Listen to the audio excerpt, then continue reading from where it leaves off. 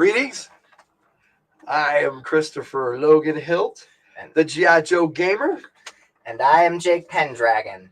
We have Katie Robbins as a guest, so let's get her. There we go. Greetings. Hello. How you doing? The Tiger will be joining us.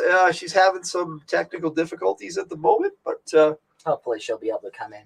Today, we're going to recap what we had going on this week. So, starting with Saturday, we had Firefly from the Hildt.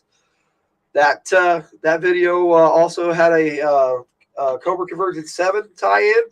So anybody watching that, checking all the Cobra Convergence stuff out. The website from Hooded Cobra Commander 788 that covers the entire schedule is linked in the description below.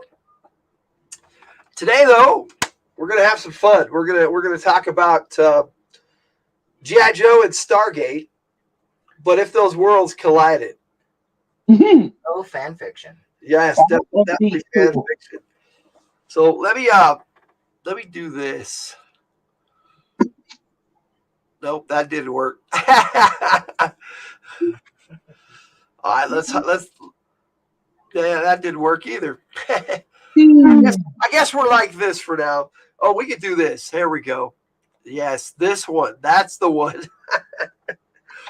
Welcome to the real live stream now. Okay. All right, so I am going to be playing a bit of a video, and we can all watch it together. I kind of wanted to wait for the Tiger to jump in, but we'll see. We'll see what's going on with that.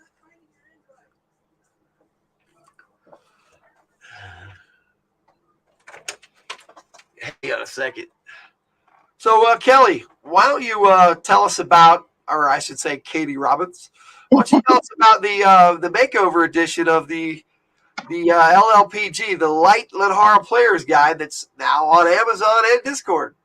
And I'll try to get Tiger going here. So I'm going to step over here. You and Jake can kind of discuss that. I'll put you both up here. There we go. Put me in the spotlight, why don't you? I will. So, well, I am. I reformatted. Initially, Chris reached out because he wanted me to help him get the EPUB version of the whole Light series working, because the tables converting to digital is not very user friendly, and I have experience in that. So I started that, and then, being myself who goes above and beyond everything, I decided to start working on the print edition as well, to improve that with a makeover. So it's really cool. It's got pictures and graphics, characters from that we've all played in the book, so that's fun. Stuff that the Tiger has made with their awesome artwork, and Tiger has great artwork. That's for sure. Yes, and some of Logan's artwork is in there. Some of my artwork, digital anyways, is in there. Actually, the LRG is going to have some of my drawing artwork. Ooh, that's cool. It's not that big of a deal. You'll see it when I send it to you, Logan. But yeah. But anyways, so there's that. And I'm almost done with the LRG, but like Logan said, the LPG is live. After lots of back and forth with Amazon, we finally got it up and live. So I'm not sure whether the link for that is down in the description right now, but it will be later on if it's not. So I was going to ask you, did you get that picture of Lion's Mane that I sent you? I did get the picture of Lion's Mane. I haven't used that one. I used one of Shannon, one of Tiger's Lion's Mane pictures that she drew. Tiger and Aaron B. and Duga, who played Lion's Mane. Mhm. Tiger's in. All And- right. Finally, hello. Here we go. Oh, how cool! Oh, I love it. I love it. It's very nice. Okay, I guess we can start up then here, All right. since we was waiting. So I've got this video muted. It's gonna air later on tomorrow, actually at midnight tonight. So let's take a look at this. G.I. Joe is Stargate is the title we settled on, but I'm gonna put it up full screen here for a bit. And that's G.I. Joe is Stargate Command and Cobra as the Gold. Oh, jeez. So, any thoughts on this, you guys? Be very interesting. Like, is Cobra teaming up with the Goa'uld, or are they just replacing the Goa'uld? That is the question, isn't it? Yeah, and so obviously GI Joe is replacing SG1, right? Right. Yes. Well, see, in my head canon, I kind of imagine that the Space Command actually is a cover for the GI Joe team to get a permanent budget. So they actually control the Space Command also. So it makes sense that they would get control of Stargate Command as well, if it existed in the GI Joe universe. So. Yeah. Let's see what we got next. Any I- comments on this, Tiger or Katie? I do. What? I personally think that Cobra Commander would find a way to control the Goa'uld. I was Yes. thinking that myself too. I think I'm in agreement with you on that. How about you, Jake? Yeah. Cobra Commander loves to control every aspect of the things that he has. Or do you think the Cobra Commander would be more sinister as an actual snake? I was thinking that they could, the Cobra Commander got infected with a Goa'uld, and then they worked together to be like the ultimate Goa'uld. Kind of what I was thinking was Dr. Mindbender figured out a way to control the Goa'uld and give them the abilities, but not be controlled by the Goa'uld. But yet, Cobra Commander would use the Goa'ulds to control other people. Right? I also think it would be cool if, like, Dr. Mindbender came up with a way to, like, detect if a Goa'uld was in a human. And they use that as a weapon against them. Well, that would be very cool.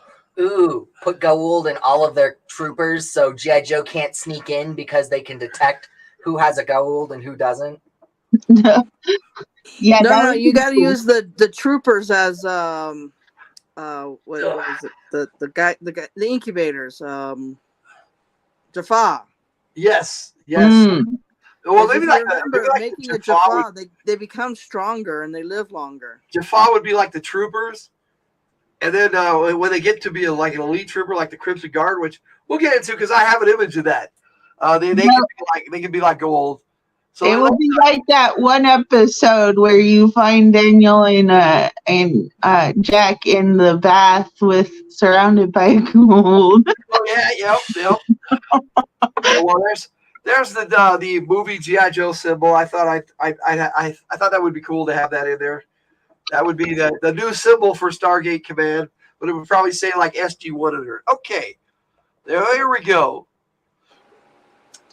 Who's commanding Stargate Command? Would it still be Jack O'Neill, Kurt Russell, or Richard Dean Anderson? I prefer, as much as I like Kurt Russell as an actor, I prefer Richard Dean Anderson.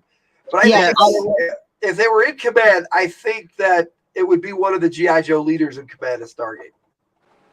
Well, see, Kurt Russell played him at a point where he was being pretty much suicidal. He was like really into trying to find a way to end his life. So he literally was on a suicide mission. Yes. Yeah. So he was on a more serious Jack O'Neill, and for Richard Dean Anderson, he played the more okay. I think I've gone past this. Well, they had an episode where they dealt with that.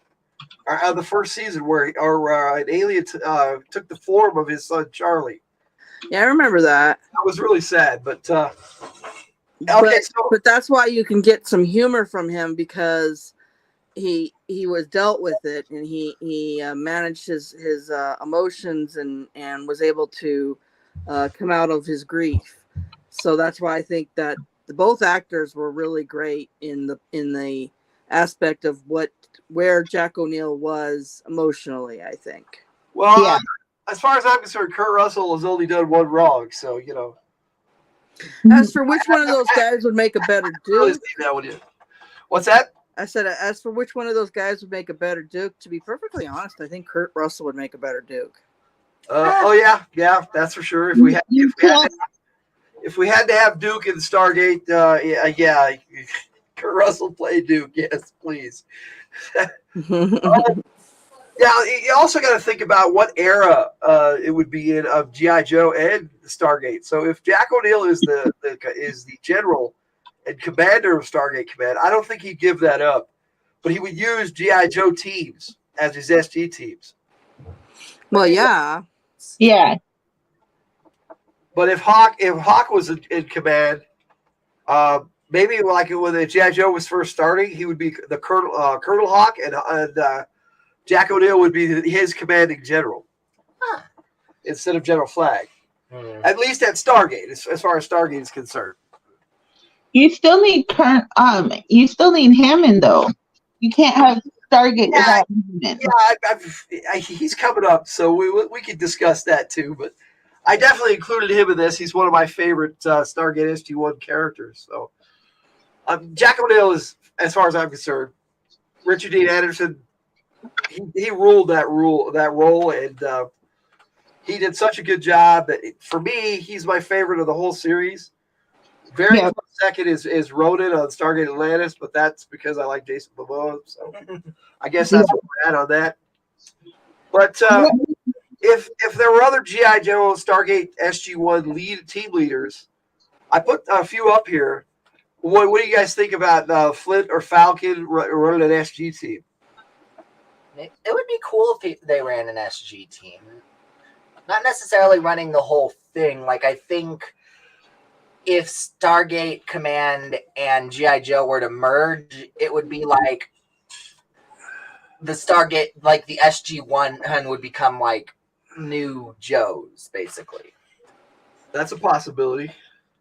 I think they would be like SG-2 and 3 or something, and well, we all know how SG-1 worked out after Jack O'Neill left there for a while. It was just SGB and Colonel Mitchell.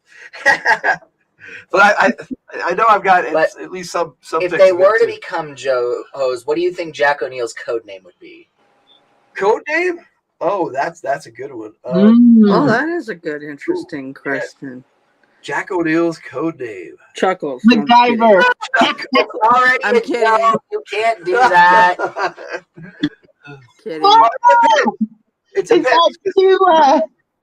if we're talking that he started out under General Hammond, and it was G.I. Joe affiliated, and then they merged later, he would have got a code name based on what he does.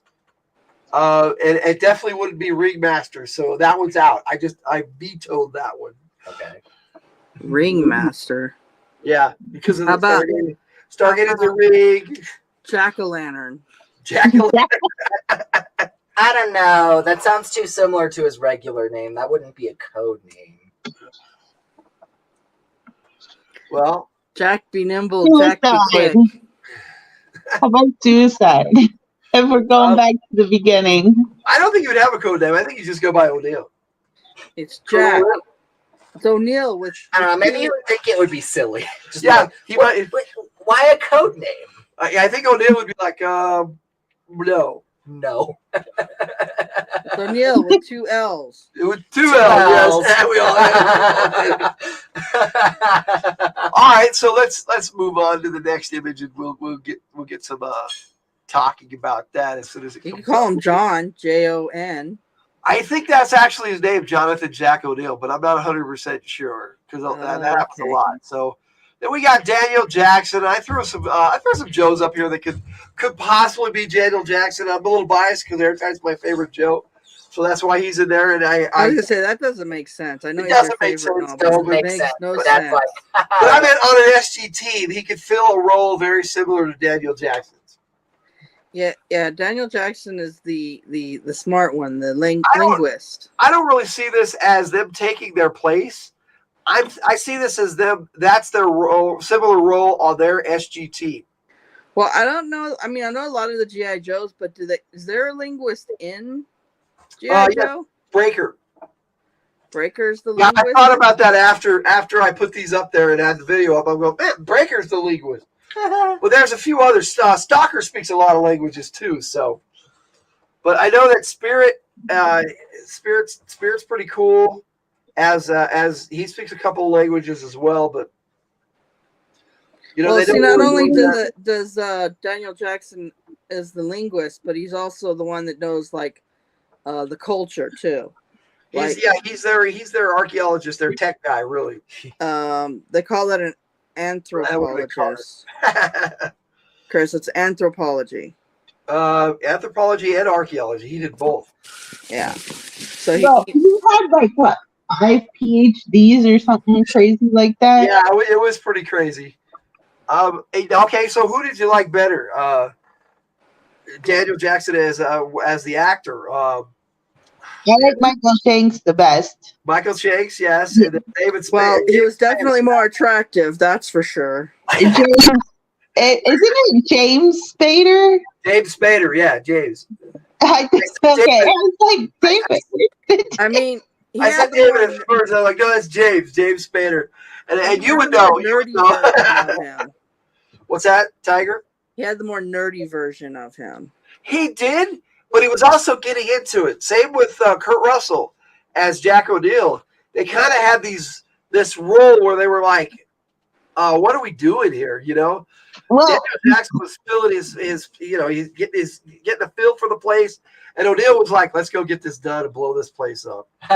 Well, when Michael Shanks came back in at the beginning, I think he was very nerdy, and he picked up right where James Spader left off. Right, and then he grew through the series and became more of a jockish know-it-all instead of a nerdy know-it-all. You said jockish. I'm not saying nothing. All right, so any other thoughts about Daniel Jackson or how that would work on an SGT with G.I. Joe? I think Daniel Jackson's code name would be Specs. Daniel Jackson Specs. Jackson. There you go, Daniel Jackson Specs. They might straight up call him Nerd, though. Probably. Come here, Nerd. Yeah. They would have had to change it though when towards the end of the series. Oh yeah, Daniel kind of ascended. There we go. Finally, we get to talk about one of the ladies, Samantha Carter. Samantha Carter is their toughest nails tech person. Right? She's like super smart. And she knows all the stuff, but she's also very warrior-esque too. I really liked Samantha Carter a lot. Of the Joes there, I'm kind of torn between Lady J and Scarlett playing Samantha, even though I put the two blondes up there first. I think Lady J would actually fill her role better. I think she'd be kind of a mix between the two. I don't think Carter can fill Lady J's clothes, though. Well, no, it's just that I always felt like Scarlett was the more intelligent one, and Lady J was the more warrior-esque one. Well, they both. And I think Samantha Carter's somewhere in between those two. Yeah, but Lady J had all those specialized spear tips that did all these cool things, so she was smart too. I'm not saying she wasn't smart, but I'm just saying that Scarlett always came off as, because she was a pilot. She did all kinds of other more intelligent things, whereas Lady J was just like a kick-ass chick, I agree. Cover Girl's really smart too, and I liked her, but she wanted to definitely be a mechanic, and they kept putting her in that role where she was falling back to her model roots, and she really did not like that. She wanted to be a mechanic, specifically and a driver. But I think Bomb Strike actually looks more like Samantha Carter. Again, I don't think Samantha Carter can fill Bomb Strike's clothes, though. At least in this artistic representation. Yeah, and the thing with Lady J, I don't think Samantha Carter would look good in a crop top at all. Mm-mm. No. No, she's too prim and proper. I kind of agree with that. Polo shirt, though. I Well, kind of agree with That's that. why I was saying with Cover Girl, she's actually got a more prim and proper look to her. But she would. I mean, she always looked pristine, even though she was a mechanic. Yeah, she looks kind of classy as a coat. Hello, dog. Is that Smokey? Yeah, that's Smokey. I think it was Smokey. It might have been Moose. No, Hotch is now. He's moved out with Ben. So. Yeah. But she'll be around for a while. And Hotch will be around for a bit until they move to Texas. But we're dealing with that. Okay, so any other thoughts on Samantha Carter and the role that she fills on a SG team? Okay. No. Alrighty then. They should call her Miss Fix It. Miss Fix It. Miss Fix It. Female organs on the inside instead of the outside. That was one of her first lines. Okay, then we got Tilk here. Maybe this is racist, but I just threw up a bunch of black dudes. I love all these characters, though. So it's like, well, they are all pretty tough characters. Doesn't one of those guys rhyme all the time, though? That would be Roadblock, yes. So yeah, I can't see that as Tilk. Personality-wise, no. I think the closest would actually be Stalker. Yeah, because he's like a no-nonsense. Tilk is like very. But Stalker even Jaffa jokes were not funny. No. Stalker comes from a gay background. GM Cody. Greetings, Cody. So yeah, it was just the funniest thing when he told his Jaffa joke, and you're like, "Ooh, Jaffa jokes! I want to hear a Jaffa joke." And then he like starts busting up laughing, and you're like, "How is that funny?"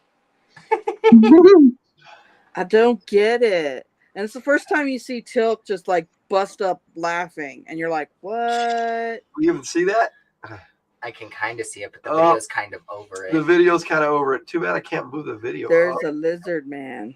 That didn't work very well. It's a GM Cody. We're kind of going over what role G.I. Joes may fill on an SG team. Not necessarily that character as the like Tilk in this case. We don't really see Roadblock as Tilk, but maybe Stalker. But we're talking about the role they filled on the team, and I'm thinking actually heavy duty more than any of the others here. Mm. Oh, Tiger left. Yeah, she just informed us that was a mistake. Technical difficulties. Any other here, guys? I don't know. When I think Tilk, I'm reminded of one of my friends in California. He played a character called Tilk, who was a religious man who went from good to neutral mid-campaign. Let's see if this works better here. Nope, that does not work better. That doesn't work at all. That doesn't work at all. That works even less. There we go. We'll play around with it until we get it right. There's the tiger. Hello again. Yeah, sorry. I don't know what. Oh, I know what I pushed. All right, so I X'd out my tab. That was a mistake. We're gonna move on to the next character and keep talking about it. Now, for the benefit of GM Cody, we're really just kind of talking about what would happen if G.I. Joe took over Stargate Command. And when we get to the Cobras, we'll start doing like weird conspiracy theories and what's going down. Yeah, I think the Cobra side's going to be way more fun, in my opinion. All right, so for the commander of Stargate Command, General Hammond, I just without him, at least in the beginning, it would have been weird. Yeah. Oh, I liked him a lot, and I love how they talk about like his grandkids and stuff. Like they made him very Human. human, very very much so. West. I'm glad they made him a new character instead of having him just be General West for the movie, because the guy that played General West in the movie, even though they would have switched actors, that would have been okay. But he seemed kind of I don't know, a by the book kind of guy, and General Hammond is too. But I don't In a think different way. Yeah, I don't think General West would be as flexible as General Hammond is. Dude, Chuck O'Neill had General Hammond like really forcing Wrapped himself around not his to finger. laugh. Like a kid wrapped around his finger. Right? It was just like, no, that's not funny. Do not laugh at that. Do not laugh. They had the actual commander of the Air Force, the joint, one of the joint chiefs, the General Ryan, come on there, and General Ryan. Yeah. He was like, oh. GM Cody says, crashing through the night comes a fearsome fright. Yeah. I don't think it'll come up very well, but Fright. you can see it sort of, but yeah. So that's Fright. Yes, we Fright. No, I like Freight better. Fearsome freight. That's some scary freight. That's some scary Freight. No, we get to Cody. Fearsome freight. Don't open That's that. kind of awesome. So, but who are we thinking here, though? Smoke me. If the Joes actually took over Stargate Command, and the SG-1 team was still in the background, who do we think would actually be leading the Joe teams as their commander, like General Hammond is for SG-1? Now, I put General Flagg up here, General Colton, General Hawk, and I bet that we can see this one. There we go. How about And Admiral Colby, who was Kill Hall. Now they had Admiral Ledger, but we don't count him very often. I don't know. It's really hard to say because I'm not that familiar with these generals. They don't show the only exposure I have to the generals is a little bit in the cartoon. With Hawk? Yeah, I know a little bit of General Hawk and General Flagg, but that's about it. Dennis Quaid's version of General Hawk in the first G.I. Joe movie, Rise of Cobra, I thought was pretty good. I liked him as General Hawk. I think it's funny. General Duke. Well, that's Hawk, not Duke. That's Hawk. It looks like Duke That's from General the grainy Hawk. picture. That's General Hawk. That's Duke. Duke. Yeah. He looks like Duke. I'm sorry. He looks like Duke from that grainy picture. Duke. It's not Duke. That's General Hawk. It looks like Duke. Okay, well, in the comic book, General Hawk had I blonde kind of hair. agree with that. I thought it was Duke as well, to be honest. See? I'm not the only one who thought that was Duke. It is a picture of Hawk. I mean, I have several. Like we had the Colonel Hawk picture when we had Colonel O'Neill up there. But in reality, Duke and Hawk looked a lot alike. Anyway. Well, the first one up there is General Flagg from the comics. You would swear that they were like brothers or something. Yeah. Again, just looking at that picture, my brain was like, Duke. The second one is General Colton, but who was played by Bruce Willis in the Okay, so like Italian. I don't know what you got like first and second here. Okay, from the left to right at the top, we got Flagg and Colton. And then on the bottom, from left to right, we have Hawk and Admiral Colby, who was his code name was Kill Hall. He was with the flag. I know the Admiral real quick because of the hat. Because of the hat. That's right. Because of the hat. It's all about the hat. Now, I'm fine with leaving General Hammond there as the leader of SG-1. Yeah. Me too, though. I like General Hammond a lot. I was really sad when they retired him. I really was. He still came back on cameos. Oh well, yeah, because they gave him command of the spaceship. Yeah. Cam Cody says that's right. It is Hawk. Love the Larry Hama comics. Been reading through them again recently. Me too, a little bit. Just a little bit. I've been wanting to get back into it. It's not easy to jump back into that 155 issue run. And then the guy that got to replace General Hammond was okay. I like General Lowry, but easily a Hawk or Colton or even the Admiral, I would say. Oh, yeah, that guy didn't last long because Jack became the general after a while. Well, Jack was general for like one season, and then they got General Lowry, who was on the last two. Yeah, that's right. I remember now. I need to rewatch. Oh, sorry. All right, so do we want to move on from General Hammond, or do we have any other comments? Yes. Okay, you want to move on. Anybody else? I like how Mom was like, yes, please, anything but General Hammond. I like General Hammond. Well, no, it's not that. It's General just the show, and you haven't even gotten to Cobra. No, we haven't got to Cobra yet. See, I told you. I threw Colonel Mitchell in here. I threw some characters up there that could fill that role. I mean, as a SG1 leader. I think Falcon. We start with, again, left to right, top to bottom. We have Ace, Captain Gridiron. That is Surefire there. He was a lieutenant colonel. And then we got Sergeant Stone, who was also in G.I. Joe Extreme. He was actually Lieutenant Stone. They say that. I still think he would be Falcon. Falcon, maybe. Very similar. Especially attitude. Right, that's what I'm saying. I was thinking more Falcon. Falcon's like the young guy. Young hotshot. Yeah. That's a possibility. Well, like I said, I just threw some up here that could fill the role that he filled as an SG1 team leader or as an SG team leader in general. I can see Ace leading teams of little fighters like like on Atlantis, how they had the puddle jumpers. I can see think that's a fun leading. Yeah, but see, wouldn't that make him better suited to be like on the first ship that they got? I can't remember the name of the first ship. Well, like I said, it's not the Enterprise. Just because they're not using it's true. Just because they're not using the Stargate doesn't mean they're not SG teams. No, I know that.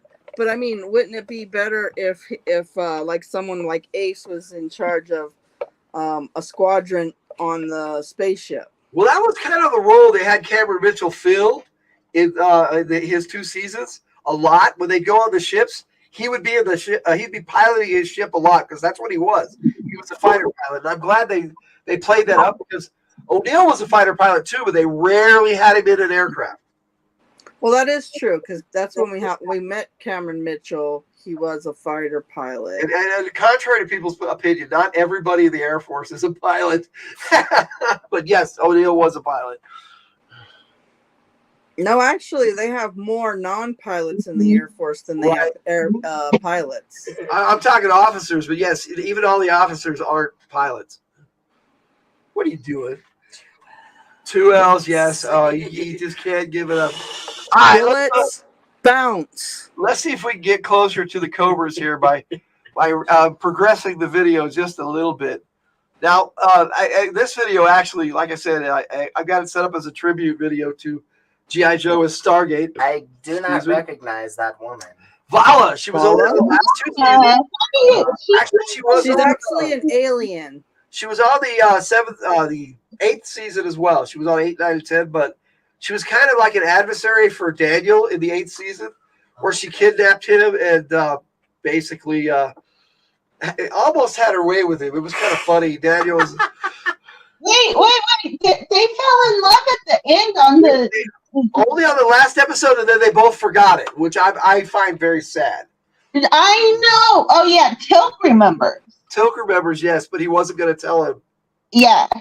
Which I find a bummer. I would definitely I think that it happened because of circumstance, you know. There was nobody else around. Well, like when Vala asked, did I hook up with anyone? My answer to that would have been yes, but I will not tell you who. Then she goes, was it you, Muscles? Voice. Oh. Tilk. It sounds very similar to your Destro voice. Destro! You're going to throw a little bit of Scottish in there. No, don't do that. Destro, you can't get out of the Scottish one. That is not Tilk's accent. Sorry. Vala kind of came on as a bad guy. They made her a member of the SG team, so I could see the Baroness doing that. Actually, Especially the Rise of Cobra Baroness. right. Well, the Rise of Cobra Baroness or the Worlds Without End Baroness, where she was a good guy. That's kind of true. So they, But Vala was like a thief, right. I saw her as that and a treasure hunter. That could be either or. She's an ex-Ghoul. Yes. Wanting to fight the Ghoul, not necessarily G.I. Joe or Cobra. She's an ex-Ghoul who wants to fight the Ghoul. But she also wants her treasures. Right. She wants her treasures. Yeah, that would be the Baroness too. I want my revenge and I want my treasures. Her code name could be Smog. Smog. I still can't quite pin what Baroness's accent belongs to. They That's say the point. Eastern European, but Larry Hama originally intended her to be an American aristocrat who went and studied in Europe and fakes her accent. So that's why it sounds weird. Off and weird. That's how he explained it. But as far as the cartoon's concerned, I think she's like Eastern European, maybe like Austrian, German, not quite German, but more towards Romania. Honestly, I think that's the point. She mixes a bunch of things together, so you can't pinpoint exactly where she's from. Exactly. She's really good at voice mimicry, though, because That's true. there's so many different. No, she could probably be a linguist too. Now, her and Lady J throw their mask on of each other all the time. They probably have one set up in their backpack. Well, let me break out my Baroness mask. But anyway, from left to right up here at the top, we got Agent Helix, Lady J, which I love this picture of Lady J. That's a good picture. I found this one. Then we got the Baroness, of course. Yeah, down on the. He looks super cute. Cover girl again, but Cover girl. I wanted to include CoverGirl as a redhead because that's the way she's supposed to be, as far as I'm concerned. Everybody goes, "No, CoverGirl's a blonde." No, not originally. Yeah, but you're biased. CoverGirl dyes her hair. She does, so it's cool that she has. It could she be wants any a color. color. Very much so. So, any thoughts on somebody like Vala being on an SG team, an ex-Ghoul who joins the Joes to stop the Ghoul and Cobra? Again, I really think that would be a Baroness. Think about the resources the Ghoul would have if they got infiltrated Cobra. Oh my god! they would use the technology I'd better. have to say, if they did put a Gould in the Baroness, I think that would definitely be the last straw for her. Like, she would definitely quit Cobra for that. Be like, Probably. you violated my body, basically. Well, that's what I was thinking. Yeah, exactly. There we go. Master Braytag.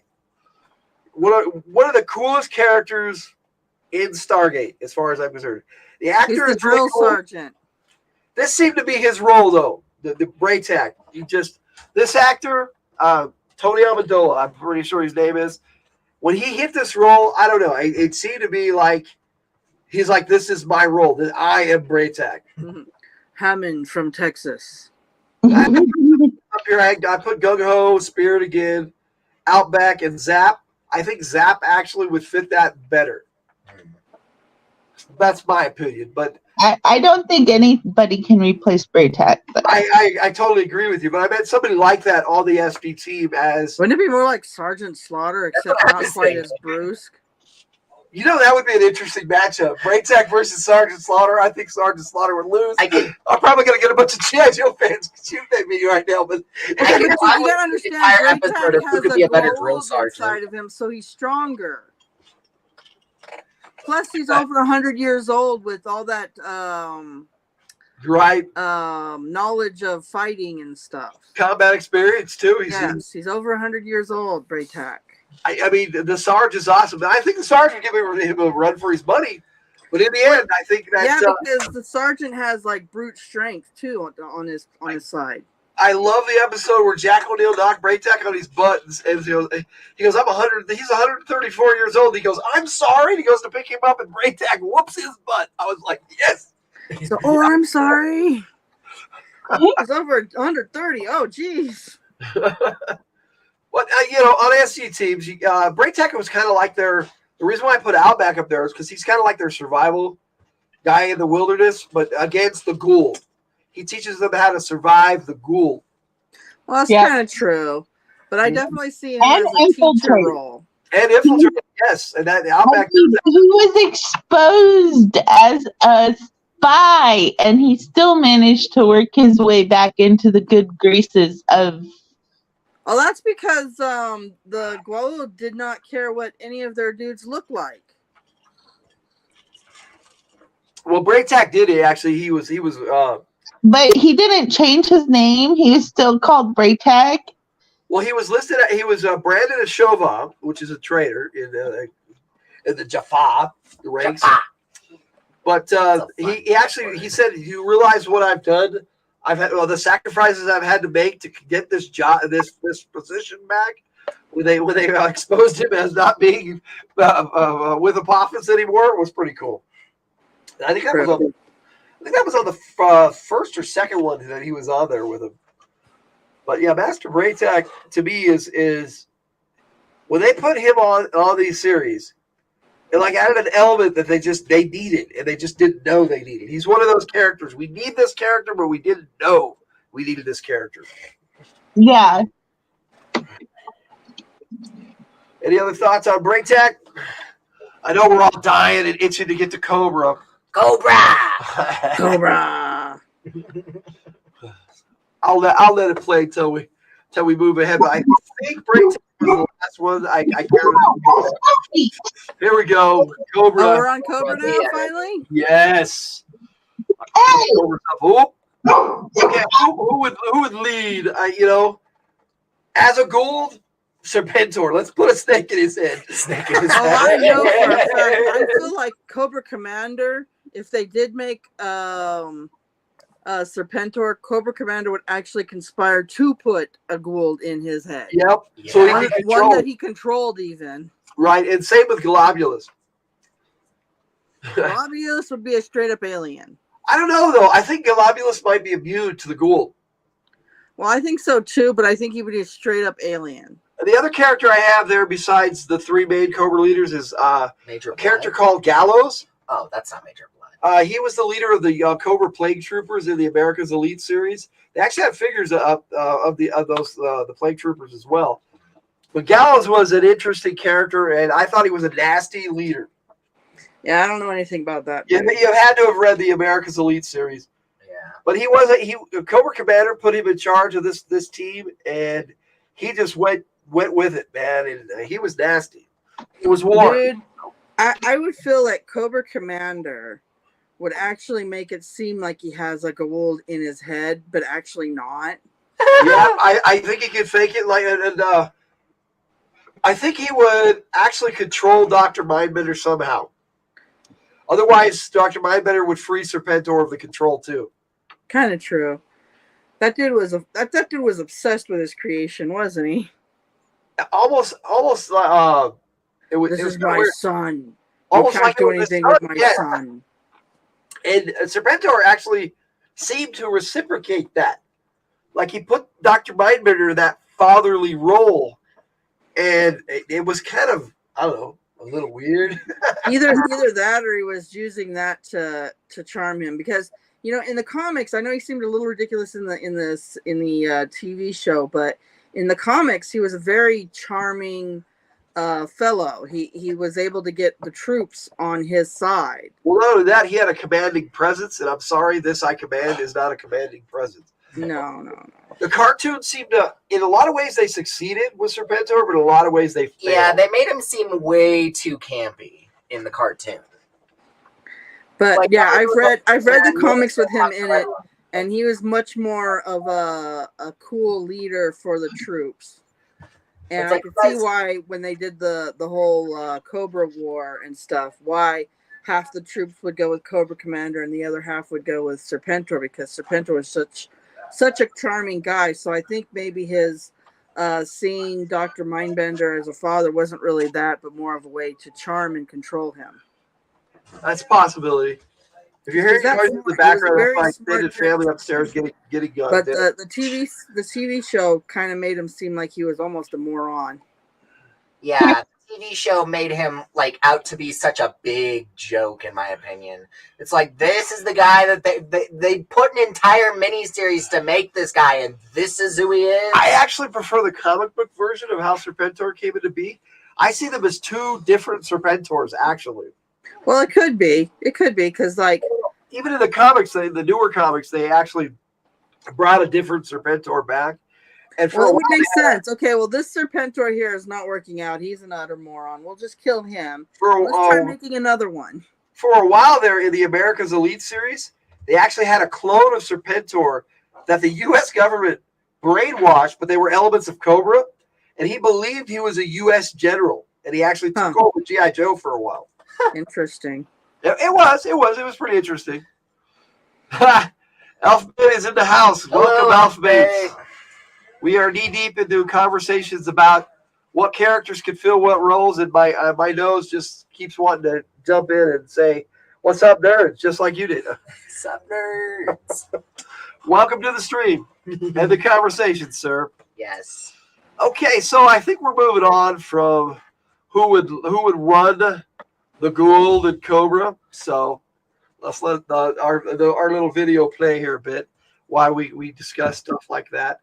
So, as a whole, how do you think Cobra would they be in charge of the Gould, or do you think the Gould would be in charge of them? If it was Cobra Commander, I think Cobra Commander would be in charge. Yeah, at least try. For sure. But for me, if it was the Pentor, let's put a snake in his head. Yes. I like do- that Cobra I Commander would is say- actually in charge, but there's a snake in Serpentor's head. Yeah. Ball What was you gonna my say? favorite Gould. I really loved him. Ball, yes, I like Ball. Yes, he was cool because he was kind of very played the. sinister, but he also played up when he came to Earth. He played up the charming bit, and then of course they made all those clones of him. That was funny and weird. Yeah, for So sure. it turned He out that he had an definitely- interesting I don't think sense of humor. Elfbait doesn't think they would let the humans be in charge. We were thinking that Cobra Commander was pretending to be a Gould and somehow had overcome it. It was an ex-Gould or still had one that was dormant inside him or something. Either that, or he talked the Ghoul into submission. Or he it was what are the good Goulds? I forgot how to say their name. Tok'ra. Yeah, Tok'ra, yes. he turned he got a Tok'ra and then he turned the Tok'ra back to evil. That's what I was thinking. That wanted to cooperate, yes. That's an interesting idea. Making a Tok'ra evil. I threw these guys up here. Ball is kind of like, I don't know. He's not necessarily the number 2, but he's not necessarily the head Gould. I mean, he had his own. He was the system lord. He had his own area. Dude, Ball gave them the most. Well, aside from Apophis, Ball gave them the most trouble. Yes. And Anubis. Elfbait pointed something out. They can sense each other, but after Carter got a Gould, or it was actually a Tok'ra, she could sense them, and some of them could sense her still when she had stronger Aqua in her blood. That's true. So yeah, they can sense each other. See, so Cobra Commander could fake something like that. He could I really fake it. think so. Figure out how they were sensing each other. See, that's what I'm saying. If they put like a young Gould in It's like no, the Gould are too powerful to be manipulated. Now here's the question: would the Gould use like Zartan and the Dreadnoks and not infiltrate them? Because I don't know. Elfbait says maybe Cobra Commander has a good stake in him, and his incompetence is just a ruse to hold Cobra back from the inside. I can see that happening. That depends on the version of Cobra Commander you're using. If you use Larry Hama's Cobra Commander, there's very little of that incompetence in there. But now the Sunbow Cobra Commander. The Sunbow is actually debatable into what Cobra Commander's competence level is, because if you really analyze the Sunbow cartoon, it's less Cobra Commander's fault and more his underlings being idiots and thinking he's an In a idiot. lot of ways, I agree. But Dude, I think about with the Dreadnoks, I think they would not put snakes in them because they're easy to control. They're stupid. right, They can that's what I was use them thinking. as scapegoats. They'll do anything for money, and the Ghoul doesn't care about money and all that kind of And weird the stuff. Dreadnoks don't care who pays them, including Zartan. Exactly. So I don't think they'd even bother. I think they would just use them as tools, just like they do like Jaffa. They would just see them as a different form of Jaffa. Oh, you give these guys some gold, and they'll do whatever you want them to. And if they got out of hand, maybe they would make them Jaffa. Yeah. I think Zartan at some point they may have to put a Gould in him. He's too strong-willed. He's very Kind of true. Kind of true on that one. And if he realized he was working for aliens, I don't know. That might kind of change his mind, especially the Larry Hama version of Zartan. He actually became a good guy for a while until Cobra Commander activated the implant and took his brain over. Zartan actually had a really cool. I don't remember reading about that one. That was in. I think that was in that right at the end of the Marvel run. But all throughout the IDW, Zartan has been a Cobra as far as I know. But he goes back and forth. It's weird. He'll do what he wants.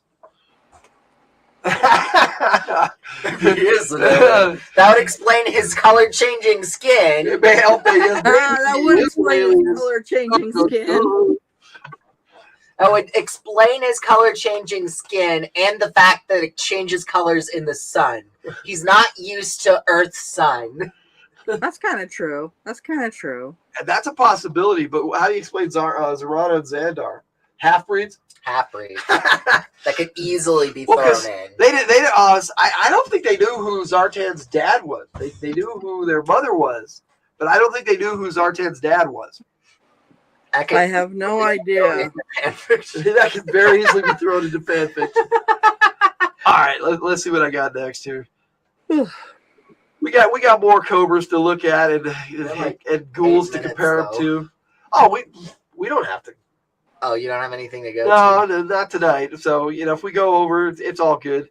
We just if we're all happy talking because GM Cody and Elfbait showed up a little later. They were over watching. There's 3 people now. Oh, is there? I don't know welcome, who the third person would be. It might be Red.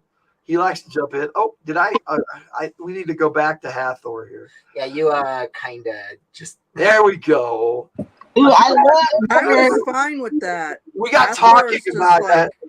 I don't know. I didn't really care for Hathor. I'm sorry. Hathor, she put a spell on me. Okay, so we're skipping Hathor. Well, she was the one that I wanted to watch die. It was Red. Elfbait G.I. Joe knowledge is extremely limited. Yeah. Well, I can help you there. My G.I. Joe. Oh my gosh, you know G.I. Joe just as much as I know, even more so than Pokemon and Kingdom Hearts. Let's just say if Larry Hama B and HCC 78 were sitting in a room, there's probably nothing about G.I. Joe we could not say, okay, yeah, this is the way it should be. That is kind of true. I'm sure that I'm sure the us two YouTubers would actually refer to Larry Hama on that one, actually. Dude, when I met Chris, he showed me his G.I. Joes, and he knows what year they came out, what rank they are. I'm like, oh my goodness. The thing I'm really weak on as far as the Joes are concerned is the accessories. Okay, Elfbait. Most of my figures got tied to bottle rockets back in the 80s. So cruel, so cruel. I have some burned up figures too, but not that I did. I traded them. People would give me their messed up figures, and I would use them as body parts. Then again, you also had a brother that somehow has a talent for chewing off Chewbacca's head. Yeah, very true. Your Solinius was amazing in that respect. He does have an entire shoebox full of nothing but like little G.I. Joe parts. Oh, I have since put them all in plastic bags, and I'm trying to separate them. Over the past 10 years, I've been trying to put them back with the original figures. I think it's an impossible task. He's got like arms and legs and crotches from Toy Story. Arms. My buddy and I accidentally made napalm trying to torch some Joes. The one right above. Yes, I know. Okay, so Elfbait, Red Power Ranger fan. I think he's referring to. Are you Sid from Toy Story?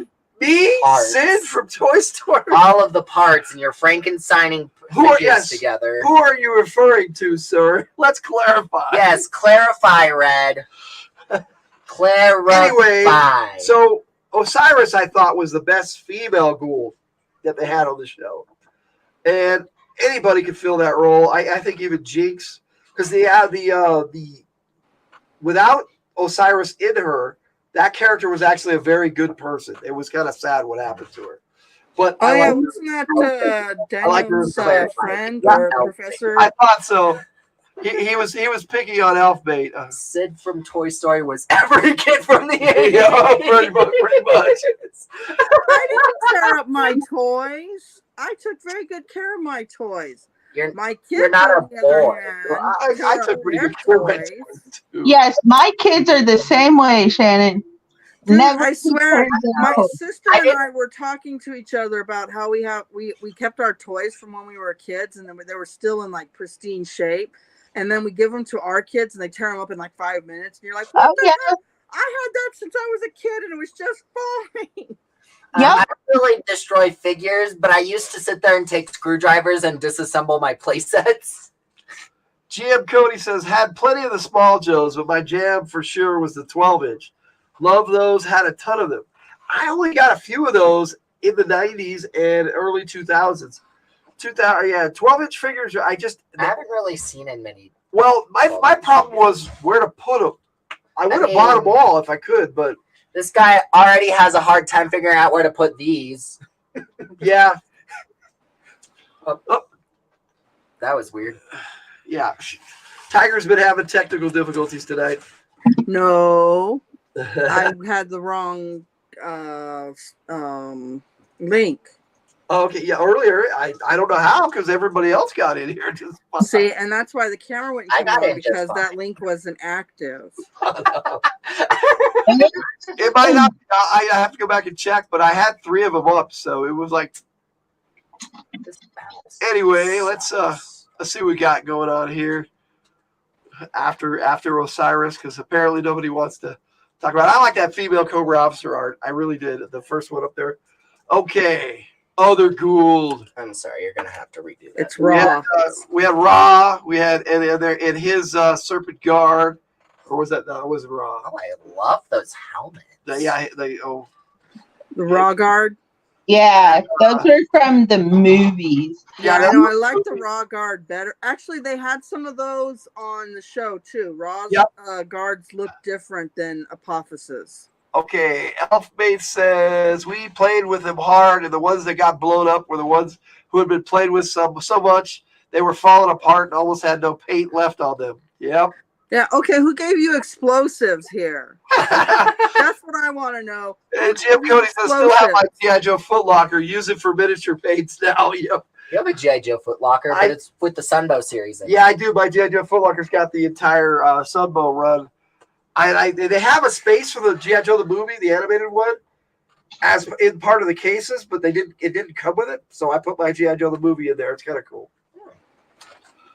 Okay, so come to think of it, we had explosives too. My mom gave us firecrackers too. I want No, we did. I'm sorry. My mom would give us little firecrackers too. Our favorite were those ones where you tied the string. There was a string and you pulled the string apart, and it popped. So we actually set traps up as a kid all the time, where we would tie the string on the door and then tie it on the other. So when you open the door, it would just go bang. I would get into so much trouble if I had something like that. No, I'm serious. I was remembering that every 4th of July, we'd always sneak off with some of those, and use them as traps later on in the year. Yeah. That's kind of why I like jumping out at you when you're in the bathroom, Max, because that's what we used to do as kids. We used to do this stuff all the time. Elfmate says, my friend's dad was a contractor with a demolitions license and an old Okie who was a CB in the Navy. Ah, that makes sense. I just stole their explosives too. Let me clarify on this on these pictures here. We had Ra and Adra. Adra wasn't actually a Gould, but they tried to put a Gould in her to control her because she was really a really powerful. What do they call those dudes on that last The Ori or something like that. And you don't have Cobra on here. Oh, well, the Ori were like the bad ancients. I don't have who? Skara or the kid. Yeah. How do you forget him? I didn't really find so many images of Skara. Was it one of Apophis's kids? Right. Took him over. And then I put the Vipers as Jaffa, which makes sense. Vipers are your Cobra Troopers as Jaffa. Any thoughts on that? Do you think that they would make great shock troops, or would it just be the Jaffa? They'd stick with that, or if they would use all the various, like a Frag Viper, a Televiper.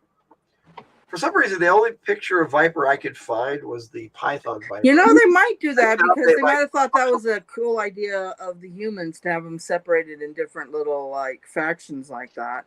Like if you're smart, you got to be in this group. If you're in this group. Oh, she's still talking. I am. You blinked out. You blinked out. That's not my fault. Well, I didn't say it was. Whoever said it was. All right. Just being silly. I had found some pretty good images of the Jaffa. Not so much for the. I'm sure there are a lot more Cobra troopers out there, but I found this one of these. I think what was his name? He was basically the devil. Sokor. Oh my gosh, that guy was so like. He was nasty. He was very nasty. But they basically had their own little Crimson Guard of the Jaffa. So I thought I'd put this up as a little comparison of the two. Because I thought they were it was interesting that there were red armored Jaffa, just like there are Crimson Guard. I think maybe people just like the color red. I can't imagine anybody in the chat that likes the color red. It's a very intimidating color. I like the Red Power Ranger too, but for different reasons. Mine was the green. I like the green. It could be passion. It could be. It has to be from the original Power Rangers from the 90s. That's what I'm talking about. The original Power Rangers. Mine was the green. I had a crush on the green Ranger. Oh, yeah. No, mine was red. At the end of the video, I just threw up. I threw up. I put up all the pictures I really couldn't use, except for I think I reused that serpent armor, which I really like. Elfbait said, like the red comet. Yes. And I'm just real close because I'm on my phone, so the picture's like itty bitty. Oh, for all the little pictures that are on there. Sorry. Yeah. I never factor in that people are going to be watching this on their phone, because I don't. So I should think about that. Yeah, you need to stop remembering. Stop sitting there going, "It looks good on my screen." Because you have a big huge screen. I don't watch videos. I don't do any of that on a phone because I can't stand the little dinky screen. So I don't know how anybody I'm with you on that 100%. I'm on my tablet, so it's nice and huge. I don't really see a difference, mostly because of perspective.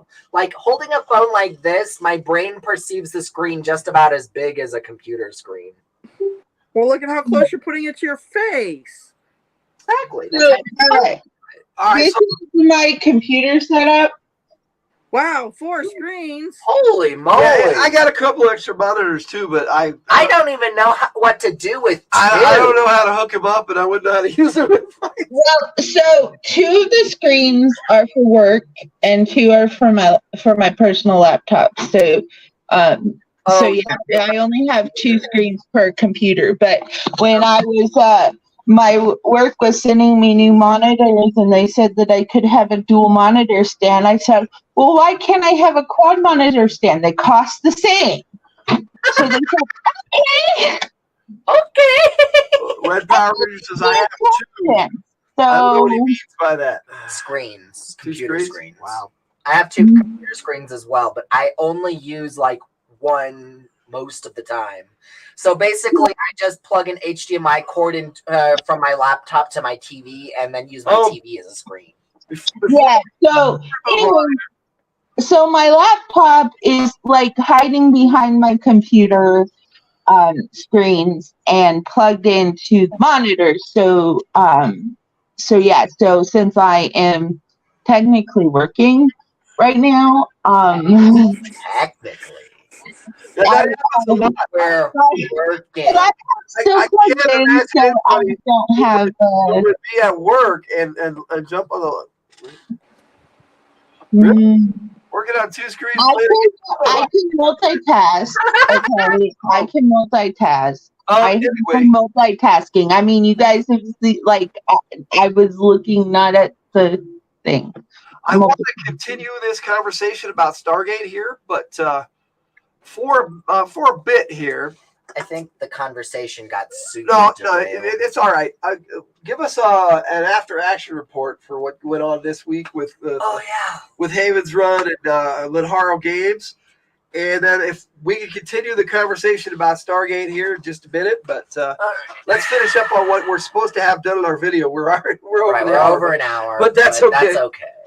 Definitely. Anyway, last game session, it was after we stormed this Dusky Knight's compound, and right afterwards we were absolutely no rest whatsoever. Like we were, the town was assaulted again, this time by cult members, and they absconded with the general store owner again. So we were off to go do that. Our game session was cut short, though, so that's pretty much all that happened. You managed to rescue him the other time, but then they came back and got him again. They got him again. It was like, no. I tried my best to stop them, but it was like... So, any thoughts on that game, Tiger? Yeah, I'm with Max. We didn't get to go very far on that game. I felt like we just started, and then we're like, "Oh, we're gonna stop now." We're like, "What?" Hey, I was down to run some more. I know. I was kind of passing out from the heat. Yeah, it was hot. It's true. It was very hot. I agree. We got our air conditioners this week, so yeah. And we're going to be rearranging stuff so that we'll be in the cool room all the time instead of this unfinished mess. Unfinished mess, yes. We're working on it. We're going to be setting up our game room too. So, okay, so for this next week, we got another. We got tomorrow. We've got bats from the Hildt for GI Joe takes, which is a part of the next part of Cobra Convergence and our Operation Dungeon Siege. So that'll be out tomorrow. Trailer for the last Cobra Convergence entry will be Monday. Next week we've got. We're going to be doing a mock battle on Wednesday morning with the Lenharrow characters we created this last Wednesday. Yes, with my savage. We can show off some Lenharrow combat, and I made a savage. That'll take us back to Fridays, the next episode of Fridays. You forgot about the biggest thing, Carnage on Monday night. Oh, there you go. You got Carnage session one. Yeah, session Monday. Coming Monday. Yep. Oh yeah. So that's going to be Monday night at. I think 5. It's funny too. I'm playing a very similar character in Carnage. And that's Mountain Time. Mom seems to be fixating on being a savage lately. She's not a savage. She's a survivalist. I'm going to play out the rest of this video here. So, like I said, this will be up on our website tomorrow morning. Well, actually at midnight tonight, but it's technically tomorrow. Plus, she's human. And yeah, it does have music on it, so I could stop the video now. That was the end of the video? Why did you friggin' continue? I didn't realize it was. You didn't remember what you put in your video? It was last week. So I've done a lot this week. We had a lot going on. He's made so many videos, it's not even funny. I know. He's like really pushing to put himself out there. We've got a lot of new subscribers, and we've got a lot of new videos, so that's just how it works. It's been really fun, honestly, this past few months. If we could continue talking Stargate and GI Joe, or if we're just wanting to shoot the breeze, we can do that. Whatever you guys want to do, or we can sign off. What's that? I don't think that was what you meant to say there, Katie. Stupid thing. My thing was being stupid. Sorry. I've had that problem. Technology is Your stupid. electronic was being stupid. I've had that problem a lot. Yes. Well, Okay, yeah. you know something totally different. While we were taking Problem is pictures. like anybody else's. You defy all programming sometimes with whatever happens to you on the computer. I have no idea. Well, even Some off of the that computer, stuff like when we were happens to filming you. the last few pictures for Cobra Convergence last night, everything that could go wrong went wrong. So Murphy's Law. when I get to heaven, wherever that line is to go beat up Murphy, I'm going to be in it. Poor Murphy. He only probably didn't do stated anything. something that just happens. It was an observation. He didn't actually make the Anything rule. that can go wrong will go wrong. It's Murphy's Law. It's his fault. You know what? It's just like when you say something, you jinx it. Well, you know what? You know why it's his fault? Because his law is anything that can go wrong will go wrong. So it went wrong for him too. Yeah, we also need to. Hey, look, you got someone looking into Who was his the guy that Let's see. invented gravity? Wasn't that Isaac Newton? Let's see here. GM Cody says, well, you have me digging out G.I. Joe comics now. Congratulations, sir. You're on Wasn't the the guy G.I. Joe that invented gravity. Dude, I have to say, I actually did enjoy reading G.I. Joe comics. I really did. I wasn't really a big G.I. Joe fan. My comic book experience was, I was a Marvel, obviously, and X-Men, Wolverine, Daredevil, actually. I used to get these grab bags at like Sam's or Costco where they had like 20 random comics in them. And Daredevil came into one of those. I got a lot of my old G.I. Joes that way at KB Toys. They'd have these 3-packs of comics. I got a bunch of G.I. Joe comics that way. Yeah. Well, anyways, I read my first Daredevil, and it wasn't until the end of the comic when they if you're a fan, obviously you knew, but it wasn't until the end of the comic where they pulled out his glasses and his cane, and he's blind, and I'm like, wait, what? This character's blind? And so I went back to the beginning of the comic and read it all over again. I'm like, oh my gosh, this guy's blind. That's crazy. So yeah, I kind of fell in love with Daredevil. If you weren't a big fan of the series from the get-go, or had experienced him somewhere else, how would you know he was blind? Exactly, I didn't, and because it started the particular comic I was reading, it started with him in action. Okay, so it's all action scenes. Right. He's chasing whatever bad guy he was after, and it wasn't until like it got resolved and he's going back to his normal life. He pulls out his stuff and he's like blind. I'm like, what? Marvel Comics is a whole other ball of wax. I like Marvel Comics. It's just the only thing is, after a while, I had to stop because it started to be like a soap opera. That's kind of what's going on now. Yeah. So, and I don't like anything that gets soap opera-y, to be honest.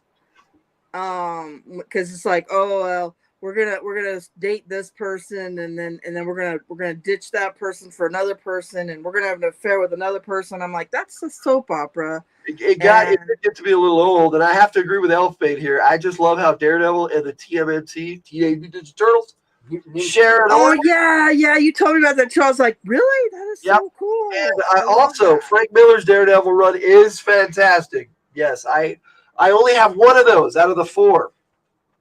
Unless he did another one, but I'm pretty sure he only did the 4-issue limited series. Yeah, I ended up being a big Wolverine fan. Beautiful. I could have been a reprint too. I don't know. I used to have so many comics it was unreal, but I got rid of Oh, both tell me about it. last decade. We had to move his comic collection, I don't know how many times, and he's got like 20 to 30 bins filled with comics. Well, I only have about maybe 10 now, but I have my G.I. Joe, I have my Doctor Strange and Avengers, and my Avengers books include Daredevil and all the that. comics that he wasn't using anymore for G.I. Joe and Doctor Strange. GM Cody says, I'm into X-Men, probably like you are with G.I. Joe. I don't know. We used to be. We used to have a big X-Men. Yes, we had a big collection of X-Men. We agreed that it was taking up space that we didn't need, so we traded our X-Men comics in for game stuff. Game stuff, yeah, we got some game stuff with it. That's how we got that. Unfortunately, because I did love a lot of those X-Men stories. The Ravenloft board game with the miniatures. Yes. We got that with that. That was really cool. And then there was another one miniature one we got with some of those comics. Which one was that? What? The other miniature game we got. That's what I said. I don't remember. Had a dragon in it. It wasn't that memorable, unfortunately. No, it was cool. It was the same series. It was still Dungeons and Dragons with miniatures and stuff, but I can't remember. It's in with the rest of our 100 board game collection that we never play. Once the blue moon. Well, I like Hero Quest. The Hero Quest is cool. So we got the Hero Quest. About what Hero Quest, the new one is awesome. Like, I'm into X-Men, probably like you are with G.I. Joe, and I'm like, I don't think so. How many G.I. Joe figures came out in '93? I don't know, but I do know that he traded a lot of his comic books for G.I. I know, but it's like he's saying, hey, he's into X-Men like you are with G.I. Joe. It's a possibility. It's out there. Elfbait says, I used to be big into comics, but had to stop. Us too, yes. I used to have my own comic book store. That's how big I was into it. Never was That's very true. Titles, though. If you had the opportunity, we took the whole comic book store. I kid you not. We used to travel from house to house with the entire comic book store. I swear. I can't say that, Elfbait. I love my run of the Avengers from the 80s, 70s, and 80s. And into the 90s a little bit. I love my Doctor Strange comics. He's my favorite Marvel character. I still have all my Thor comics. Thor. I was going to say, you got Thor. Thor is Avengers. Anything Avengers. But Black Knight's my favorite Avenger. And I have a lot of the comics they put out for him. And then my G.I. Joe. I switched from comic books to manga. Because, well, the main reason I really like mangas is because they end. Whereas, like DC and Marvel, they just keep rehashing or starting over or getting a new series, and it's just like, how long is Peter Parker going to be a teenager for? They progressed him a little bit. They put him into college, and then he was out of college. Jim Cody says, "Yeah, same here, Elf. I still love comics and still have a decent stash, but nowadays just keep it digital. Just don't have the room. That's part of the problem right there. Is this we don't have the space." Totally agree with you, GM Cody. Yeah, that's kind of why I went to web comics. I just do those now because no room. You end up with a whole library of books, and it's like, Yep, too much. It's fun to go into your library of books, but after a while, you're like. Elfbait says the only comic I might have once been a super fan level of was ElfQuest. We actually have an ElfQuest. It was so hard to find where we were. That is true. ElfQuest was hard to find. We have one graphic novel of ElfQuest, and the cover is just jacked. I don't know why. It's just, and we never ordered any of that stuff online until later, and we weren't in that. I liked. It's a smaller comic. It was the Tales of Telos, but it didn't last long enough for me.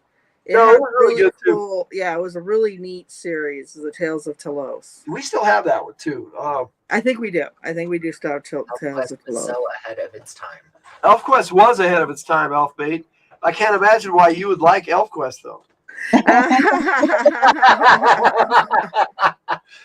That's funny. No, ElfQuest was really cool. I like the whole idea of it being elf-centric, and generally they don't do stories like that. Not even Lord of the Rings is elf-centric. I mean, Silmarillion more so, but it's really the humans. I mean, or the hobbits. Most stories are Hobbits. I can't. I don't have to say anything with that. I can't say anything because the only elf-centric books I've read were romance novels, and those aren't inappropriate to talk about. I always kind of wanted to do it like a game based off ElfQuest, but we never could really get into it. It's one of those. That's Well, because not everybody wants to play an elf. right.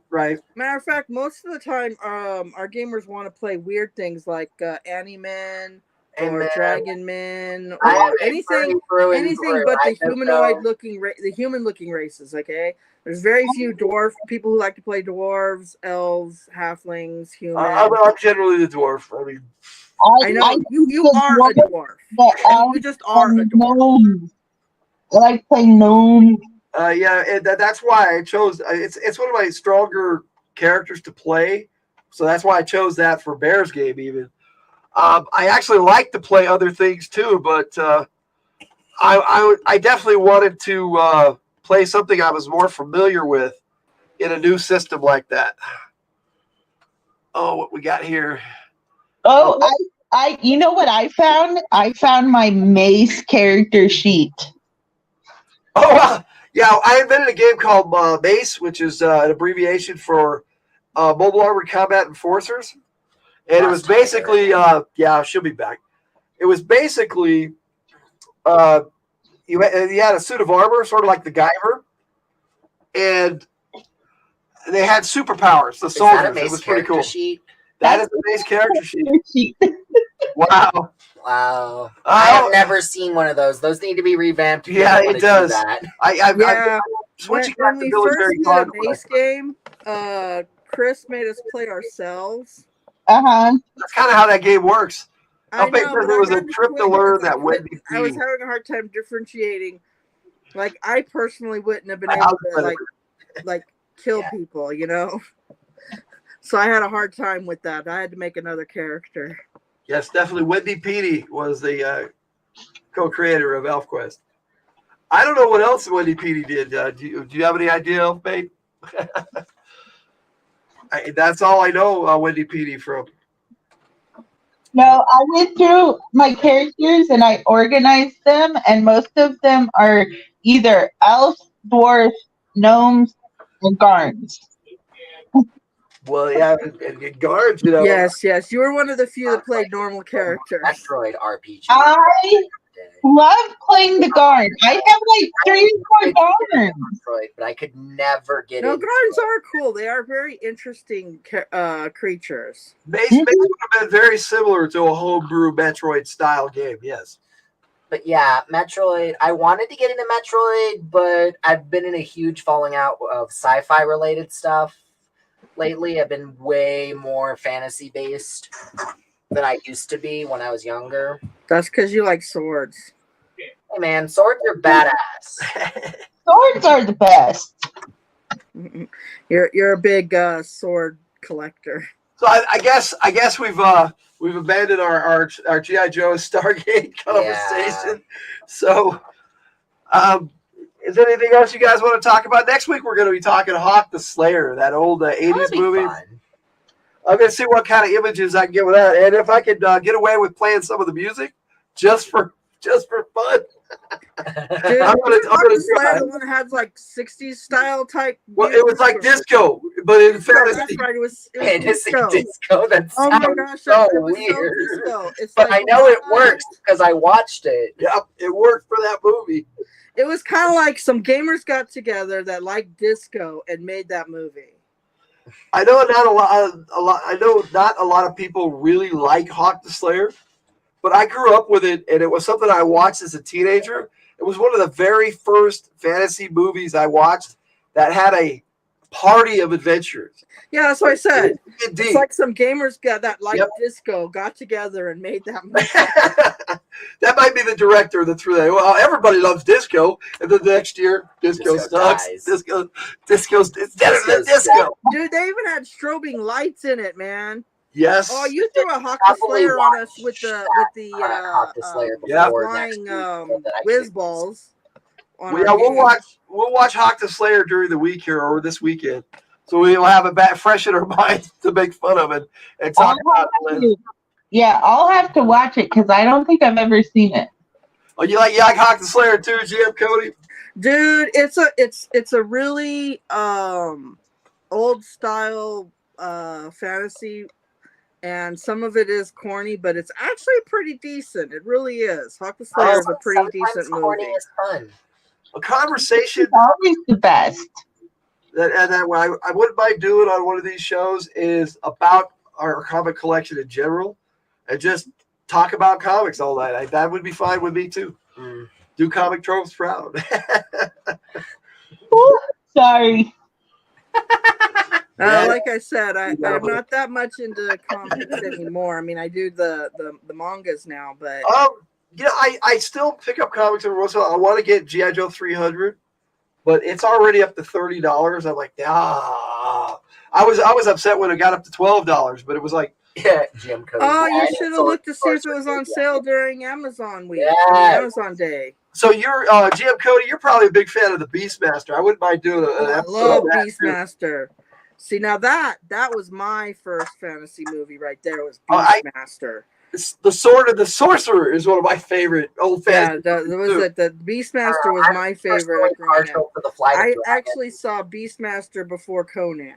You know, a good way to do that would be maybe do an episode like on what old fantasy movies we like and talk about a bunch of them, and then focus on whichever one we want to in like the next week or something. Yes. Well, that's true. Because the other one I watched was Dragon Slayer. Dragon Slayer was a good movie. It has an issue in the middle. I mean, it's well written and it goes like this, and it's really cool, and then it goes. That is true. There is and then it has this really epic ending. Fall asleep to. I agree with that. Was fun as hell. I totally agree. Oh, I loved all the Beastmaster. I wish Mark Singer would have done more movies and more TV series. Good actor, very underrated. He was really good. I did like him. I'm trying to think of some other. I definitely wouldn't mind doing a Lord of the Rings bit, and I think I got that on the schedule. I'm more interested in talking about the actual the Bakshi animated series, because everybody talks about the movies to death, and it's not that I don't love the movies, because I do.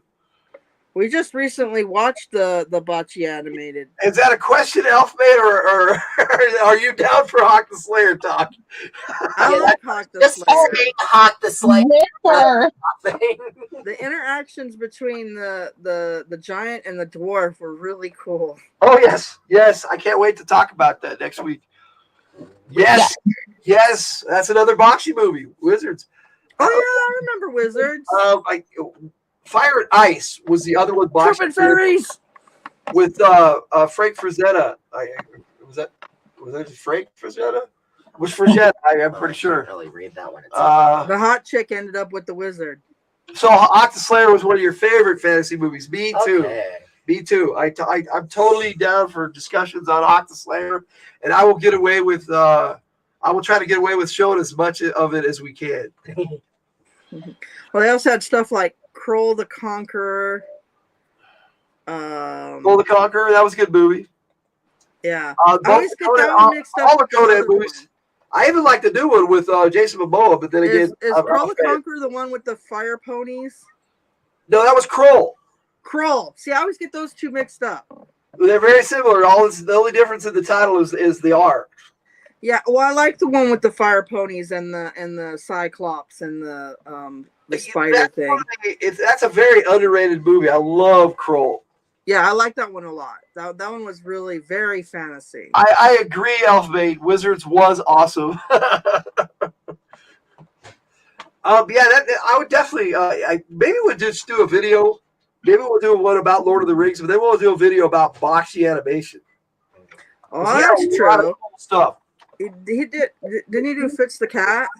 Yes, Fritz the Cat. We wouldn't do that one. Well, obviously. No, the animation. We can talk about Fritz. We can't show Fritz. No. The animation on that, though, was really interesting. Originally, they rated it X. It's R now, but it was a very dirty cartoon. It is. It's true. But if you look at it, though, it had some real-life situations in it, to be honest. Yeah, it was a dirty film and all, but you got to look at some of the other stuff that went with it too, though. The giant from Hawk played the Cyclops and Kroll. Yes. Did he really? Breslin. I can't remember his first name offhand, but yes, he was in both movies. Yeah, I totally agree, Cody. If we could just sit, can we do that on Discord? Can we watch movies together? Um, That might be cool. No. To do that. yes. No? The way Yeah. No. if you have Yes. No. if you have a disk drive, you can share your screen. And Fritz, We can't play it. which is awesome. Fritz the Cat was an awesome movie. It's not one we can show. Right. But yeah, if you have a disk drive, you can share your screen. We can and talk about watch it though, off your GM Cody. computer. We can talk about Fritz. Up there. Oh, it's an outfit. Hey. He just Yo. got singing right in the chat. I get it. It's an elf bait. Welcome. It How is you doing? I can imagine GM Cody's going to jump in here next. Oh man, that would be so cool. Just have a party, man. Hey, GM Cody, what happened with your live stream yesterday? Because I was trying to watch it and it just, I guess you had technical difficulties. I don't know if you're aware of what happened with that, Elfbait. What? He had live streams come up and you'd click on it, but it would say this the user took this stream down or something. Oh, I did? No, GM Cody did. Oh, I don't know. I have no idea. That's what I was asking him. Yeah. Because YouTube is stupid.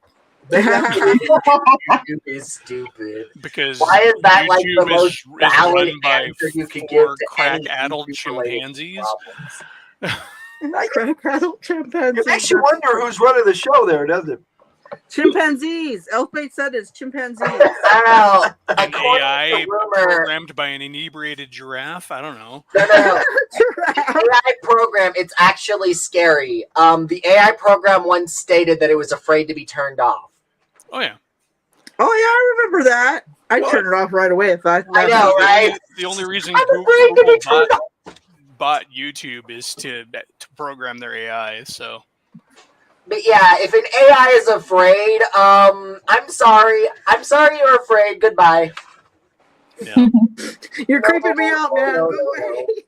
You are the weakest link. Goodbye. Anyways, crazy 80s movies or animated stuff, is that what you're talking about?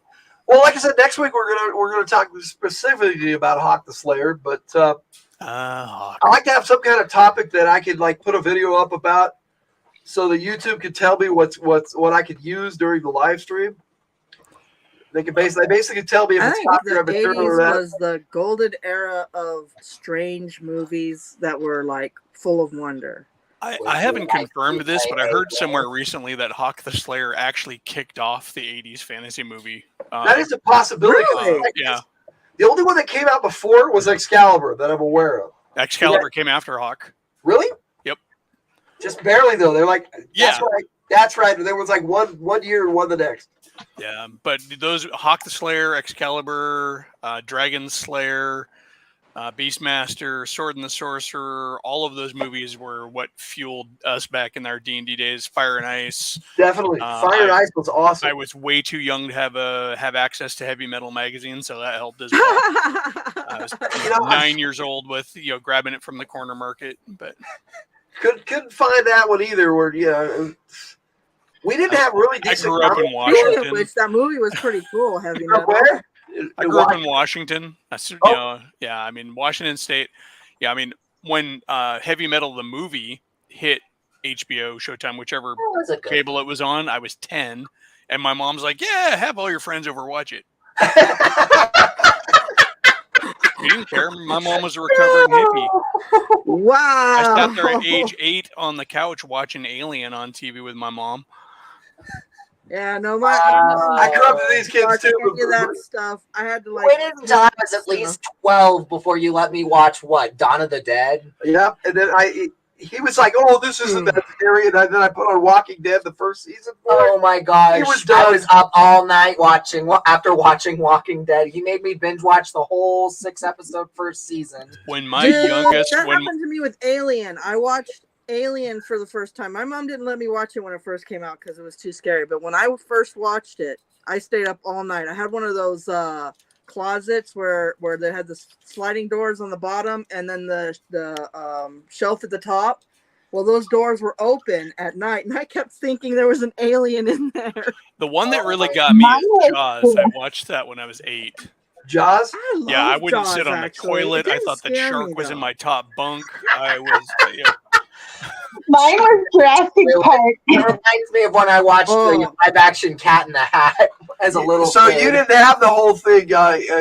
It's safe to go back into the water. It was not safe to go anywhere. well, what sucked is, I was a swimmer. I mean, swimming when I was 4. Oh, no. My grandpa was a professional level swimmer. He was like a competition level swimmer. I used to swim with Johnny Weissmuller, the original Tarzan, when he was in college. And so he threw, he had me swim in early age. And so after I saw Jaws, though, I couldn't look from the shallow end to the deep end. Where it gets dark without just freaking out in the water. My youngest, when he was 3, would walk through the living room, fall dead on the floor, and then rise as a zombie.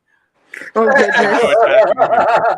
And I got this great picture of him with jam all over his face, right? And I put it in black and white, and through a filter to where it looked like one of those old, really, like totally old, like bled out, Romero type zombie photos that you see, and captioned it, I was a preschool zombie, and hung it at work, and for the longest time it was like the coolest thing.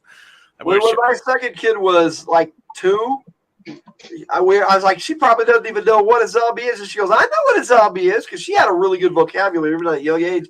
And I said, okay, what's a zombie? And she goes, well, zombies are like dead things. And then they just lay there. And then you come up to them and then they go, zombie! And she just jumped up like this. And it was like 2 or 3. I was like, oh my goodness. You're not wrong. Jim Cody, link for stream. Shouldn't it be in our Discord? It's on the Discord, yeah. That's where I had to go Which hunt. one was the right one? Because Tiger had a problem. I may have put the wrong one in there. Let me go over to Discord here. You can double check. I got mine from Discord from the Ravengers chat. Okay, I was so gonna say, I think mine was an old link that I kept clicking. the one in that one. Lenharrow Adventures Guild is the one we need. Is that the one that's messed up? Let me see. That looks the same. Yeah, it's the same. It's the same link in the Lenharrow Adventures Guild. Yeah, well, that's the one I kept clicking, and it was putting me in a different studio. You know what, Cody? I'll just email it to you. I can do that. I'm cool like that. Yeah. My youngest also had imaginary friends and found the coolest way to get rid of them. We didn't, kids have to go through that imaginary friend phase, and Max did too. And then you have to figure out how to get rid of their imaginary friend. We come into my kid's room and they're doing ninja stuff, like flipping around, and I'm like, what are you doing? They're like, I have to, terrorists kidnapped Nana and Cuckoo, their imaginary friends, took them up in an airplane and then threw them out to their death. I have to get revenge. I'm like, and then we had a talk with my sister-in-law. Okay, no more NCIS. Where the kids are watching. So, hello, welcome, Cody. How you doing? Cody. What's up, man? Yo, what's up? How's it going?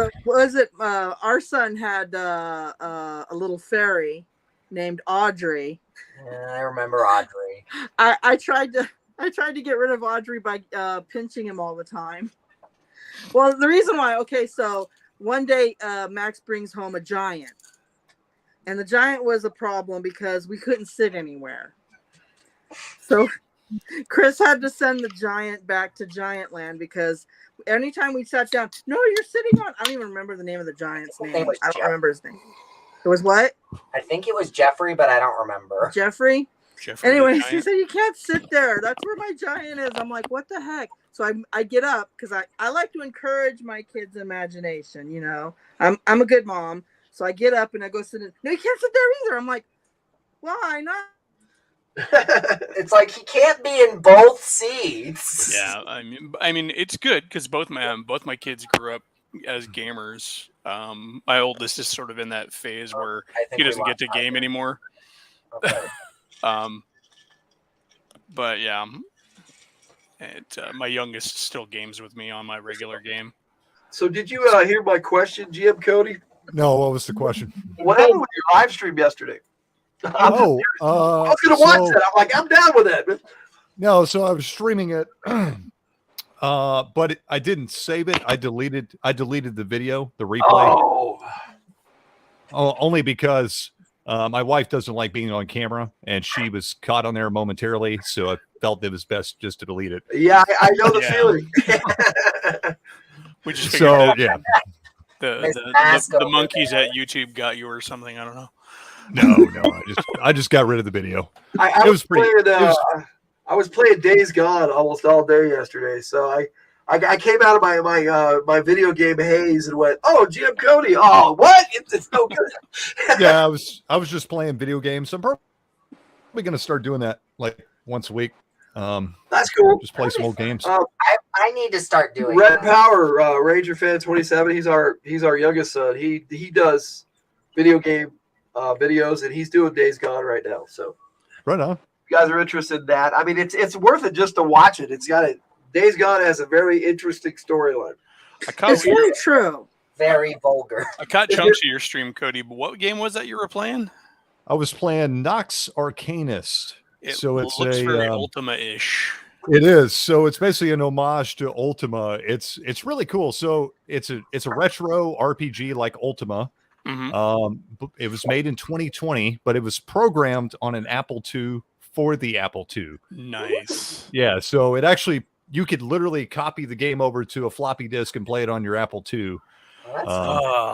Yeah, it was so much nostalgia fuel watching that thing. I'm like, that looks I had a Mac Plus that could do all that too, but it was a monitor with the hard drive underneath it, and it was like one unit.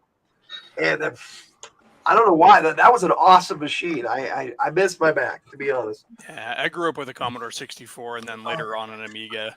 I need to find somewhere on the internet one of those retro computers. There's some really good stuff. My go-to game for the longest time was Adventure Construction Set. Oh yeah, sorry, I was just an old Nintendo. ACS was just myself. so badass. You could do so much with that. You customize every piece of equipment, every spell, every crappy little graphic.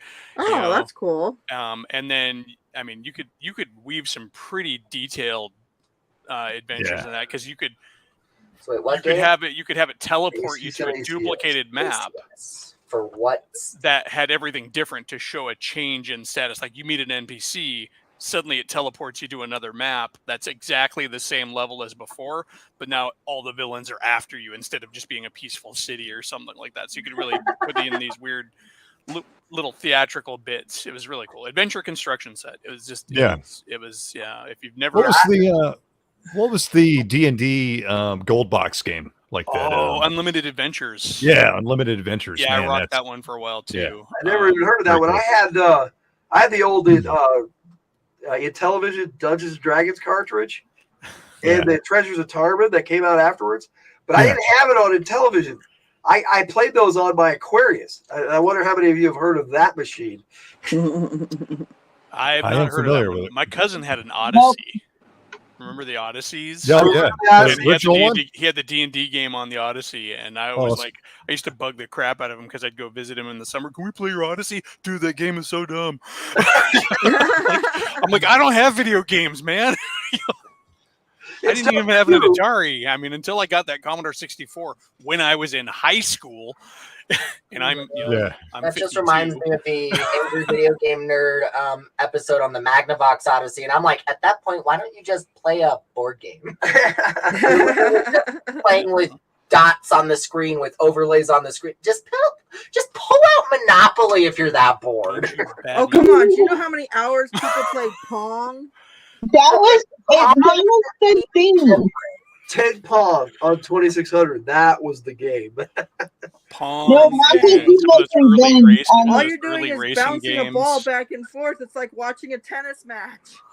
Oh my gosh. So you're playing. One little fun fact about Pong. Pong was also during the rise of like TV broadcasting and stuff. So when the first Pong machine was installed, and like, I don't know where they installed it, but people started watching and they asked the question, how does the station know what input you're putting in? Because they thought it was going to a station and then coming back. And it's just like, You don't I think about that remember stuff anymore. getting so pissed off because my dad would go out to the bar and come back and tell me about all the video games that he played, because it was like before the arcade games were hitting, before there were really arcades and the pizza places hadn't really picked them up yet. So he'd go, yeah, I played this really cool game. You put your head in a viewer and you're in a tank, and I'm like, he's describing Battlezone, and I'm like, oh, that sounds so badass. I'm like, I want to play. He's like, yeah, it's only at the bar. I'm like, and then when they started coming into the pizza places, him and I would sit down at the Galaga table and just play. It's like, it was really awesome. There we go. Just go to whatever pizza place, and him and I would just drop. I missed that. I missed Oh, being yeah. able to go to the pizza place and play. Right? Me too. Or when Chuck We E. had a Cheese pizza was place we cool. went to as well. Yeah. There was Yeah. a Honestly, you huge go to a Chuck E. pizza place and look at Cheese the arcade cabinets nowadays. It's almost depressing. in Linwood, Washington, where I kind of one of the areas I grew up. There was a second run theater that had 11 screens, right? It was built into the structure that was originally the Chuck E. Cheese in that area. So imagine a Chuck E. Cheese big enough What? to fit in an 11 screen second run theater. So not huge, Right. but 11 screens. You'd go in there and there'd be a row of like 5 or 6 of the newest game. Like Tempest is out. Bam, Wow. 5 Tempests. Dragon Slayer was there, or Dragon's Lair, excuse me. And man, then like Dragon Slayer is so Space fun. Ace, and all the it was they had like 3 different theaters, and with the I played animatronics Dragon's going. And Lair. everything. Dead. I agree. love You that. sure did. Oh, Yeah. man. I need to Dude, pick up the anytime they Switch. put that Dragon's Dragon Lair is Lair out on anything, he would pick it up. We had it on. They even had a DVD It was- version of it, and we it was played it part on of my DVD. childhood, man. We have the Wii Cliffhanger was the version. one. Yeah, we had the I Wii really version. We got the. Didn't they have it on PlayStation? I can't remember. I don't think we had the PlayStation version. Yes, we had a Yes, PlayStation we 2. do. Really? Yes, Yes, we had PlayStation Wii. I'm telling you. Anytime Dragon's Lair came out, we bought it. So the one that we had for the PS2 still plays on the PS4. So it did it on the PS3, but I'd be lying if I said some of the stuff from Dragon's Lair didn't make it into adventures I ran back in the day. guilty.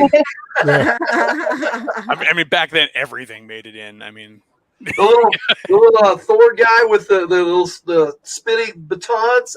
I threw Oh that. into a yeah, he box. actually has that as a challenge in one of his modules that he wrote. but then again, we used to base stuff on everything back in the day. I had a buddy who, Yeah. his first time running a D&D campaign, he based the entire thing off of Iron Maiden songs, Oh, that's yeah. cool. and it was badass. I was like, I all right. bet. That sounds. I really still cool. want to take a bunch of the stuff from the Sword and turn that into a campaign, because their stuff is all full of like Robert E. Howard references, and they have a whole song about the wall from George R. R. Martin stuff and all that. Take the black, That would be cool. but it's a great inspiration. I mean, I always tell new DMs and stuff, stop worrying Source about. material. Stop Source worrying about like what's cool and what makes an awesome story, and just grab the dumbest thing that just speaks to you and make it into something. Right? Nobody will know. Nobody Right? knows. Was Even that if Chris they- ran a game once Thing is, where we even if were they all do playing catch the animal reference, people? they're gonna love it anyways. Yeah, Chris ran a game where we were playing all animal people, and it turns out we were actual miniature animals. We didn't know we were miniature animals until later. And that was actually a The real really world. fun game. We There only is played that like 2 or 3 times. Yeah, we there's only a played it for 2 or 3 times, but it was really fun though. I liked it. there's a game for that, actually, a game system for that. Simon Washburn wrote a game called Tales from the Wood. Yep. That's cool. I've played that game a couple of times. Actually, it was the first game I ever ran for my youngest.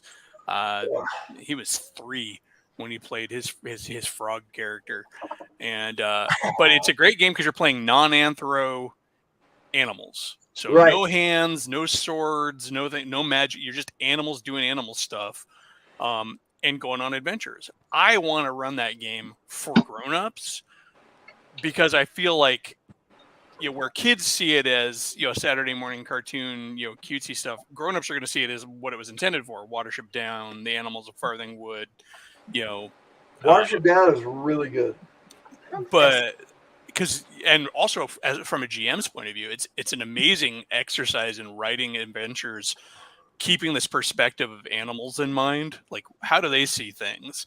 Now, like, I wrote one where a ghost was in the woods, and it was actually just a stray plastic shopping bag from a grocery store that had been blowing around and had suffocated a squirrel. And so this ghost was killing animals in the forest.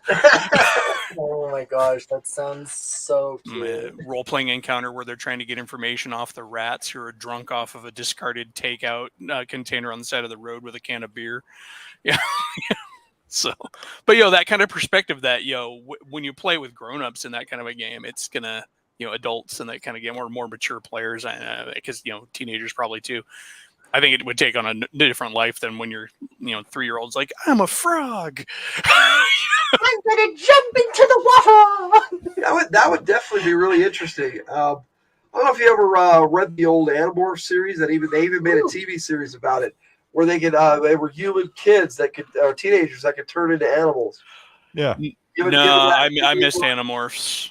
It was really good, and they had one of them to have the whole book series. He got stuck in one of the kids got stuck in the form of a hawk, but then later on he got the ability to morph, and he was able to go back in time and actually gain his own DNA back, and so he could turn into himself for short periods of time.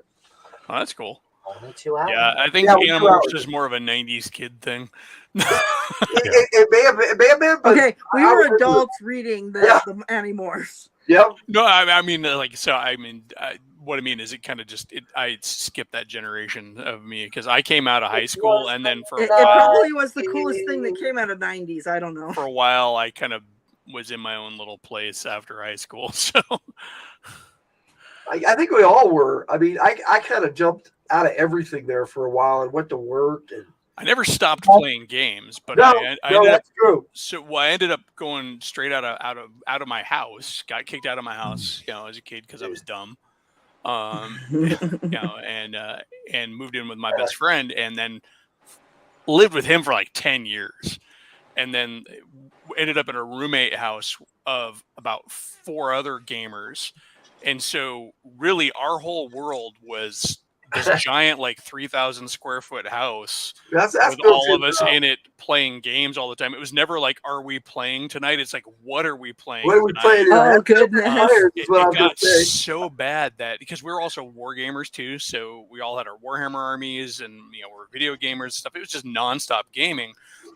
And it got so bad that one day we had a knock at the door, and there's some strange dude that none of us know. He's like, I hear you guys have gaming tables here. You mind if we come in and play? I'm like, who the hell are you?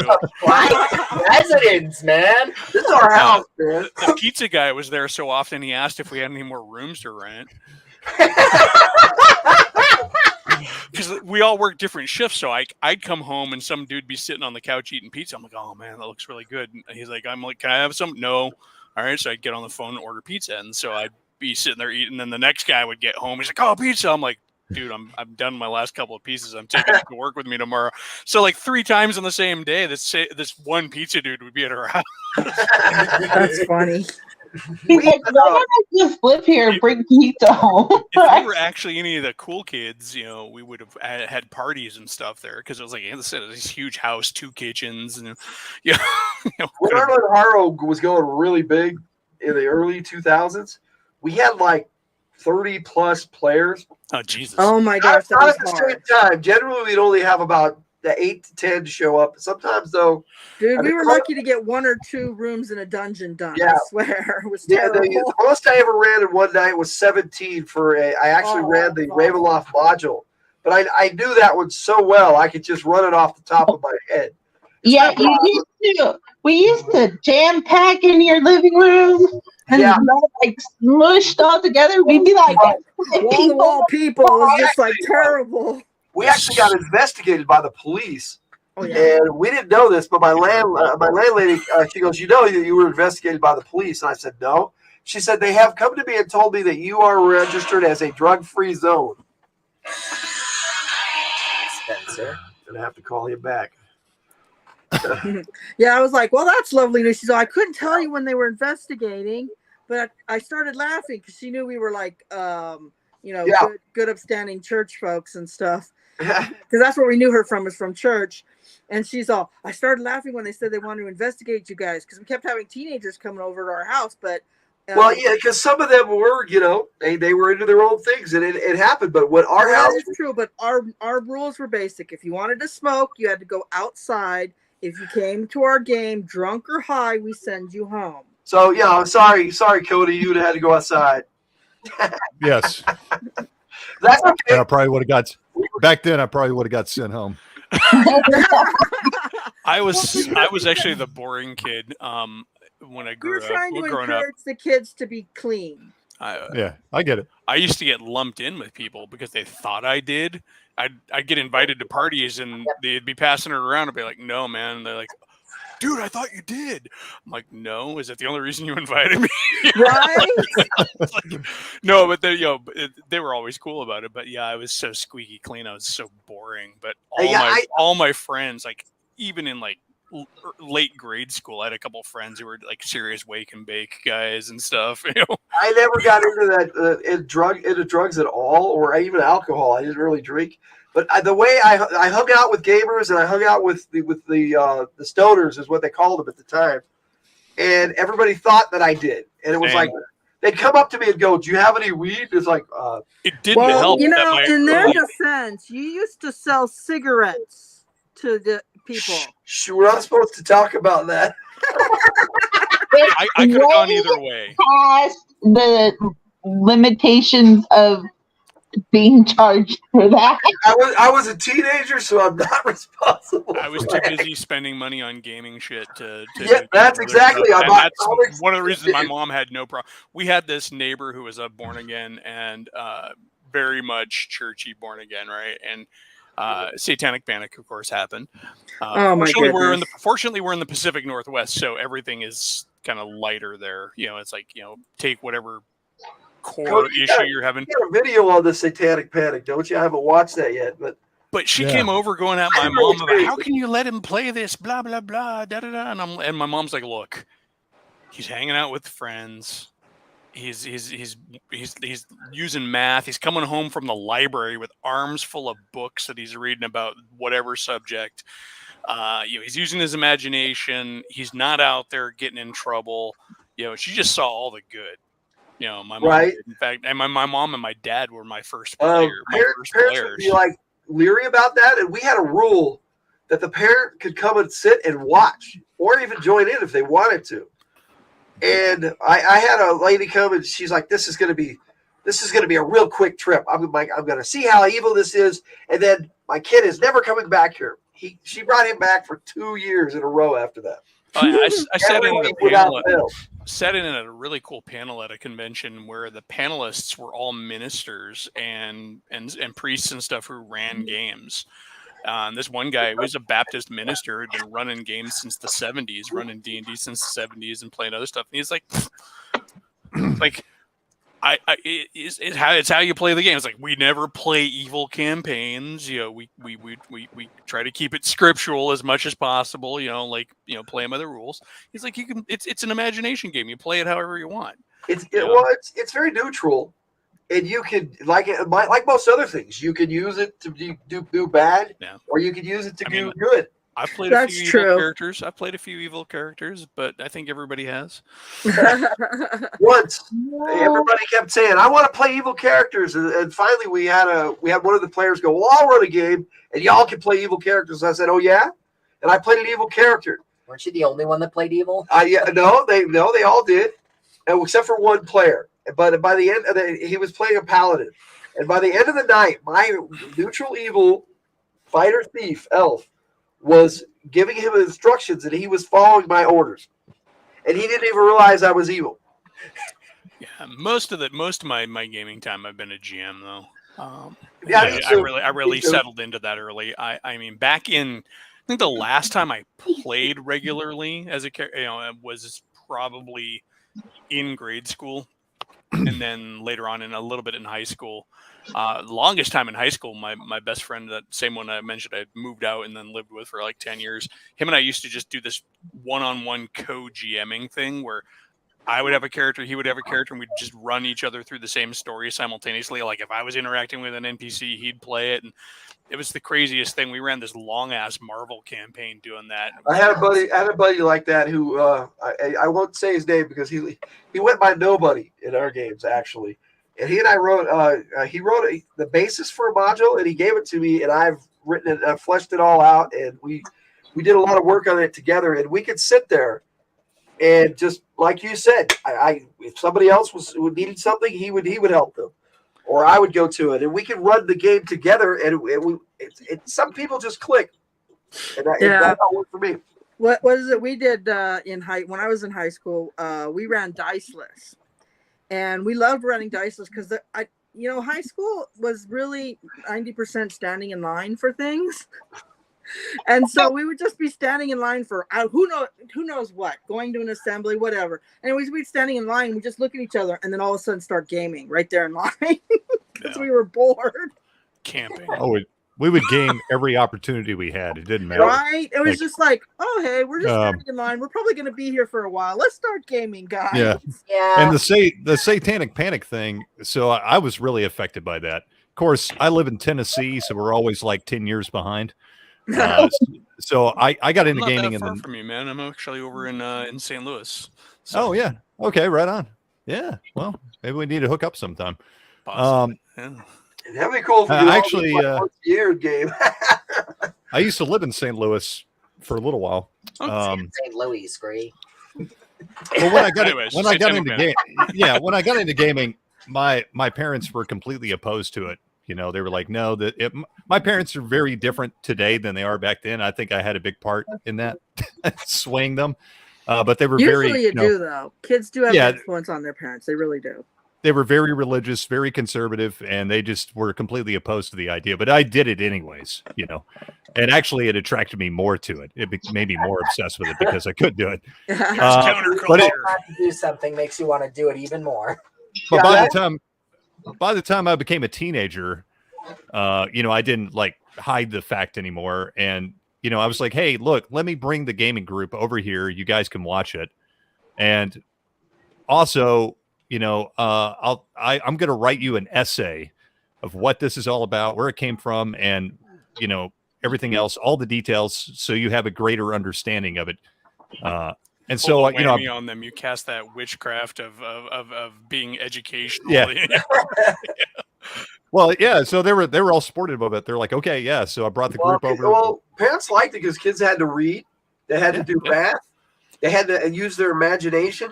Parents, once they saw what we did, they were like, "Here's our kids." Yeah, right. My mom's called me one day crying. I'm like, "What's the matter? You're in a cult." I'm like, "What? What are you talking about?" That was the first time I ever experienced that, actually. She thought Dungeons and Dragons was a cult too. I'm like, "No, what? No, it's just a game of the imagination." What? Who told you this? I have a friend who was so terrified. I actually didn't know that people were calling it a satanic cult. I didn't know that at all.